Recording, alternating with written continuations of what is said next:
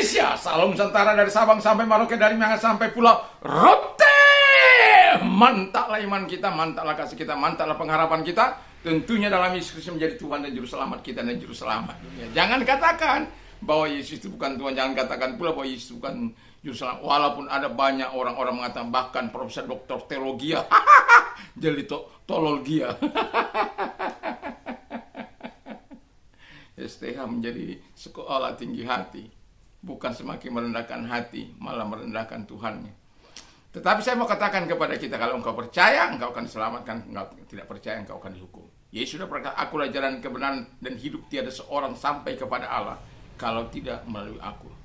Di bawah kolong langit ini tidak ada nama lain yang diberikan kepada manusia yang olehnya kita diselamatkan. Karena begitu besar kasih Allah akan dunia ini, sehingga ia menurunkan anaknya yang tunggal, supaya setiap orang yang percaya kepadanya tidak binasa, melainkan beroleh hidup yang kekal. Mantap, pilihlah yang baik, kau akan selamat.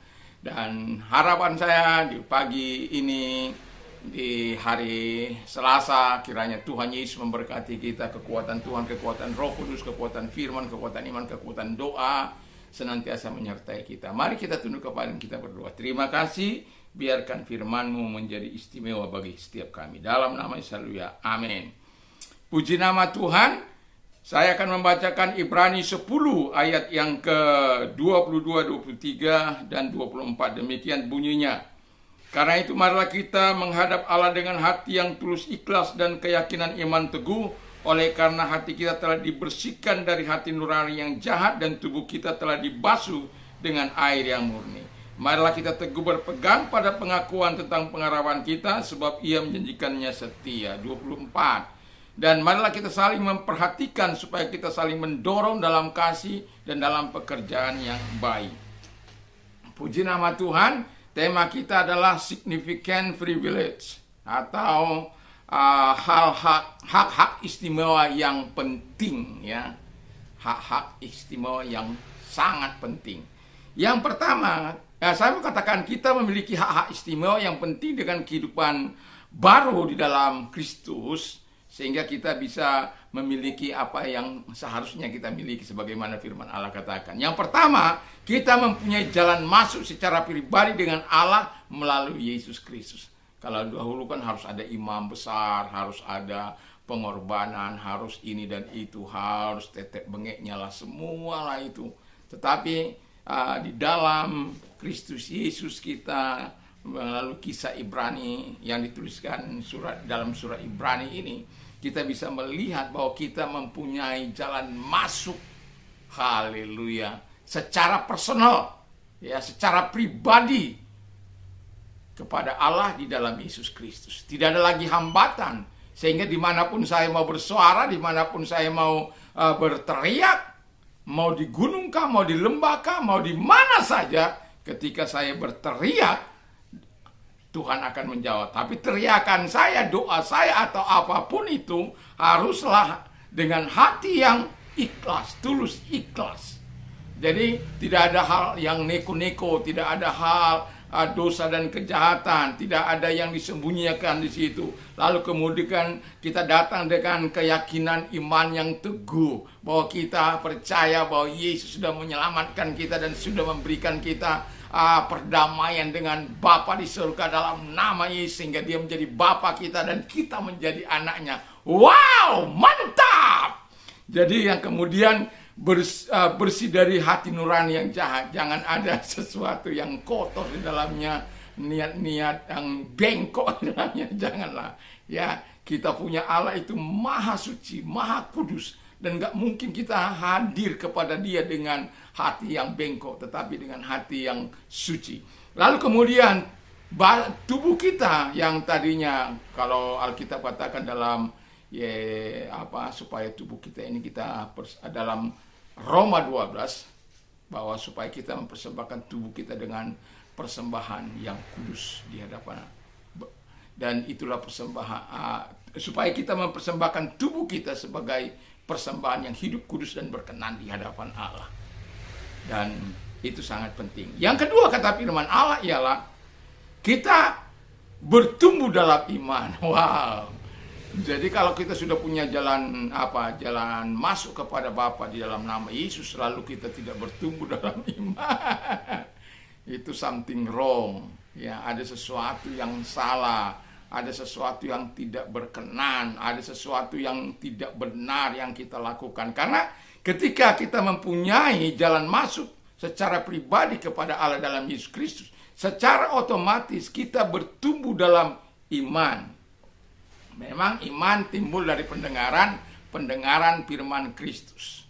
Tetapi akibat hubungan kita yang intim, akibat hubungan yang akrab, akibat hubungan yang manis dengan Bapa di surga, itu akan membawa dampak kekuatan iman yang sangat luar biasa. Dan itu akan menghilangkan keraguan-raguan di dalam hati kita. Kita akan menang atas keraguan-raguan yang mungkin dihembuskan oleh si jahat, oleh si iblis. Kita akan menang dari segala rayuan, pertanyaan-pertanyaan yang dibuat oleh setan. Itu banyak kali orang-orang besok pura-pura bertanya, maksudnya apa? Enggak tahu konteks keseluruhannya, tapi memutarbalikkan kebenaran firman Allah. Tetapi saya mau katakan, kalau kita bertumbuh dalam iman, mau apa kata orang, karena kita punya karena kita punya solusi, yaitu firman Allah yang kita pegang ini. Nggak mau bilang apapun mereka, ataupun doktor, profesor yang menyesatkan iman kita, kalau tidak sesuai dengan firman Allah, tidak ada dalam firman Allah, jangan ikut. Dan itulah pentingnya kita bertumbuh di dalam iman kita kepada Kristus. Lalu kemudian kita memiliki hubungan lebih dalam dengan Allah. Jadi keraguan kita hilang kalau iman kita bertumbuh itu. Kita memiliki hubungan yang tambah dalam, tambah dalam. Deeper in love with you. Deeper in love with you. Jadi kita semakin dalam, semakin dalam, semakin dalam, semakin dalam mencintai Tuhan. Sehingga kita betul-betul merasakan kekuatan iman yang menggoncangkan. Saya seringkali katakan, iman kita harus berdampak bagi kita dan bagi orang lain. Saya pernah berkata bahwa ketika istri saya, kalau dia kumat di kepalanya ini, itu kita karena tinggal di pinggir jalan, jalan depan, jalan samping, kalau dia lagi mencerit itu, saya bilang, berhentikan kok, bagaimana saya sakit. Sampai pada akhirnya setelah itu, kau masih percaya pada kuasa Tuhan enggak? Kau masih percaya pada kekuatan Tuhan enggak? Kau masih percaya Allah itu bisa menyembuhkan engkau? Dan masih banyak hal-hal yang saya khotbahkan kepada dia malam itu. Percaya. Dan malam itu Tuhan mengadakan lawatan di dalam hidup. Kalau kemudian beberapa waktu lagi datang, saya katakan dalam nama Yesus, kau jangan coba-coba untuk datang lagi. Aku perintahkan selamanya engkau keluar. Kadangkala sakit penyakit itu juga balik nih. Tapi kalau engkau punya iman yang bertumbuh dalam Tuhan, dalam hubungan yang akrab dengan Allah, Allah sendiri yang akan melenyapkan segala sakit penyakit itu. Oleh bilur-bilurnya engkau telah sembuh, oleh kuasanya engkau telah sembuh. Tapi ada iman di situ yang bertindak. Ada iman di situ yang engkau katakan kepada Allah. Sehingga setan sakit penyakit itu menjadi lenyap. Jadi kalau engkau hidup di dalam Tuhan, wow, itu hebat. Lalu yang ketiga dikatakan firman Allah, ya, kita boleh menikmati dorongan yang mengobarkan semangat. Haleluya. Jadi kalau kita berada di dalam anugerah Tuhan, di dalam persekutuan satu dengan yang lain, seperti ayat 24, dan marilah kita saling memperhatikan supaya kita saling mendorong dan dalam kasih dan dalam pekerjaan yang baik. Jadi ketika kita ada berkumpul bersama-sama, ya, dalam kehidupan ini, nanti sore saya akan bawakan bagaimana dampak orang yang tidak memiliki ayat 25-nya. Saya pisahkan secara khusus ayat 25 ini karena penting bagi saya untuk menyatakan, karena dampak yang saya lihat selama COVID 2000 sampai 2022, 2000 awal akhir itu ya, begitu besar dampaknya bagi orang-orang yang tidak sungguh-sungguh dengan Tuhan. Nah, jadi yang ketiga ini kita boleh menikmati dorongan yang mengobarkan semangat. Itu sebabnya kita tidak boleh meninggalkan persekutuan-persekutuan itu. Nanti saya besok sore nanti akan saya bawa kenapa kita tidak boleh. Lalu kemudian kita kalau di situ kita saling memperhatikan, jadi saling mengasihi, dan kemudian juga saling tolong menolong dalam pekerjaan-pekerjaan yang baik. Dan kalau kita memisahkan diri dari persekutuan itu, kita sendiri yang akan rugi. Kita tidak lagi menikmati signifikan privilege, ya, hak-hak istimewa yang sangat penting karena kita sendiri yang meninggalkannya.